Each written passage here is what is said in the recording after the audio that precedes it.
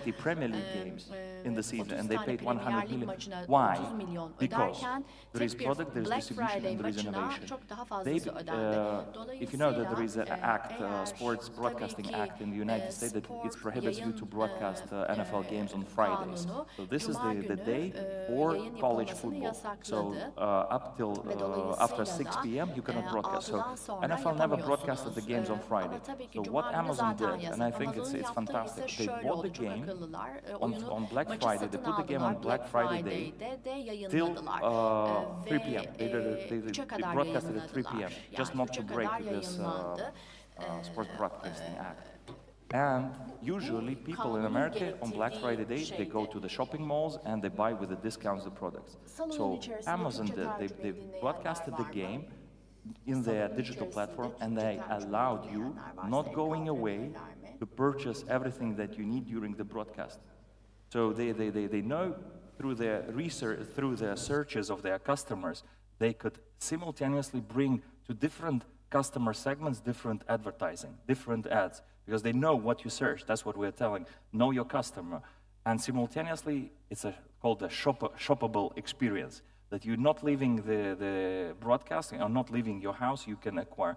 So, of course, currently we don't have the data how much they earned from this game by paying 100. What is the return on this? It will be interesting if they will do once again during the next year. Probably it worked, and this is a model. But that's the opportunity. They see 100 million for one game because you have everything in one place.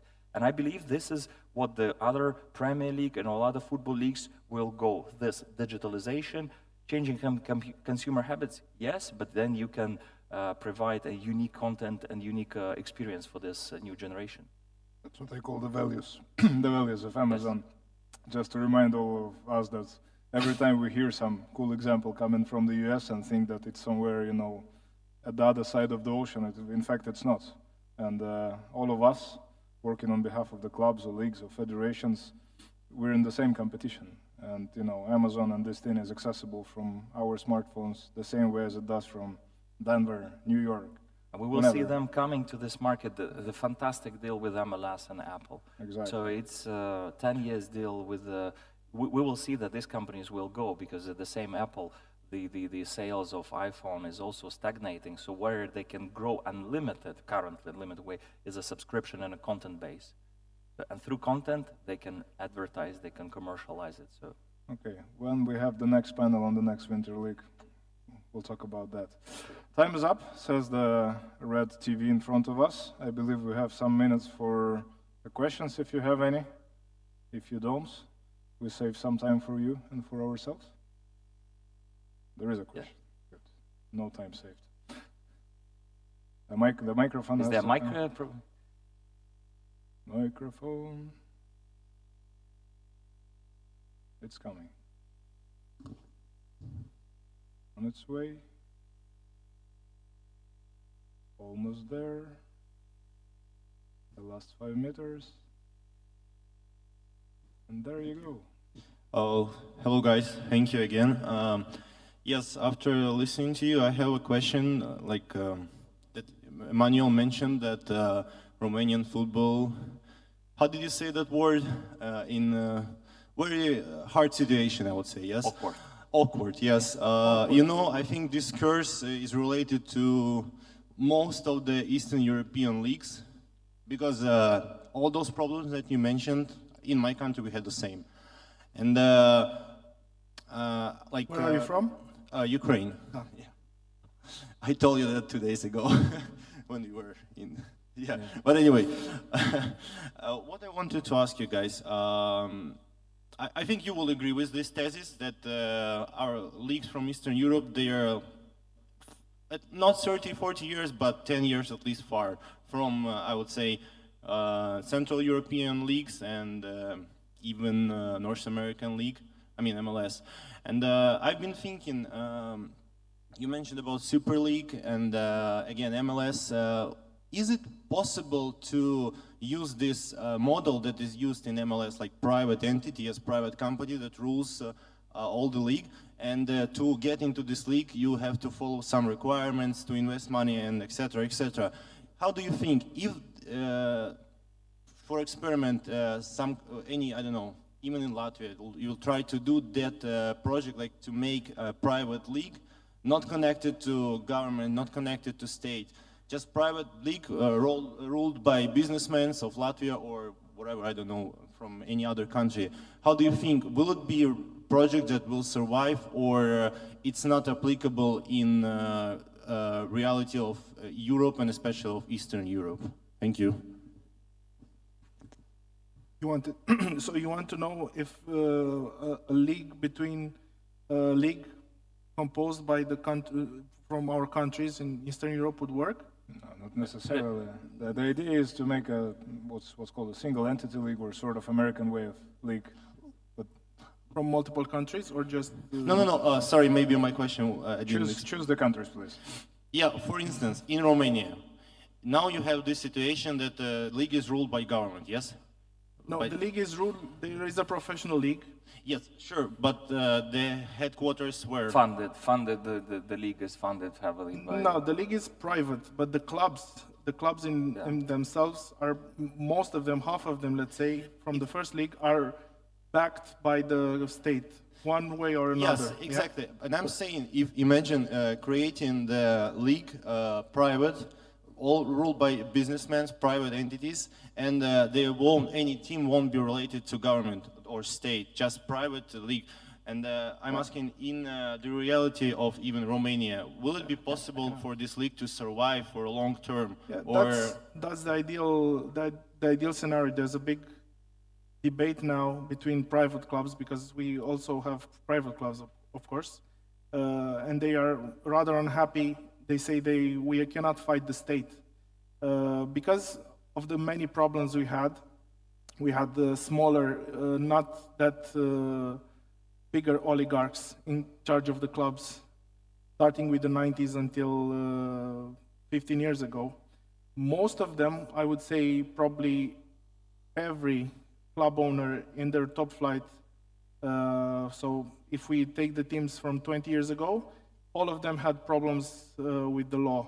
So 90% of them even went to jail. Some of them went to trial and were probably pardoned, but 90% of them went to jail. All of a sudden, they lost interest in football, of course.